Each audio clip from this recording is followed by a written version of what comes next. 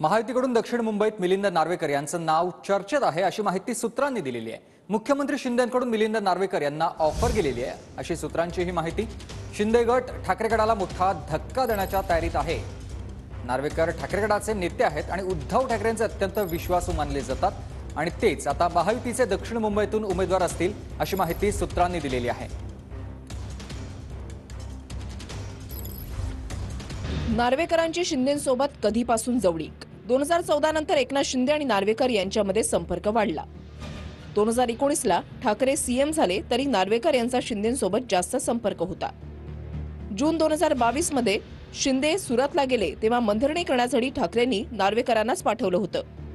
22 October 2022 मध्ये नार्वेकरांनी अमित शहांना वाढदिवसाच्या शुभेच्छा दिल्या। शहांना वाढदिवसाच्या शुभेच्छा दिल्यानंतर नार्वेकर शिंदे गट किंवा भाजपमध्ये जाणार असल्याची चर्चा सुरू झाली। तर मिलिंद नार्वेकर हे आधी साधे शिवसैनिक होते। मालाडच्या लिबर्टी गार्डन परिसरातून शिवसेनेचे गटप्रमुख म्हणून मिलिंद नार्वेकर यांनी काम केलेलं आहे। 1992च्या महानगरपालिका निवडणुकीआधी त्यांचा वॉर्ड विभागला गेलेला होता आणि नवीन वॉर्डाचा शाखा प्रमुख पद मिळेल या आशेनं ते पहिल्यांदा मातोश्रीवर गेले होते। मातोश्रीच्या भेटीनंतर थेट उद्धव ठाकरेंचे स्वीय सहाय्यक म्हणून त्यांची नियुक्ती करण्यात आलेली होती। उद्धव ठाकरेंच्या नेत्यांना वेळ देणं, दौरे आखण्याची कामं नार्वेकर त्यावेळेला करत होते।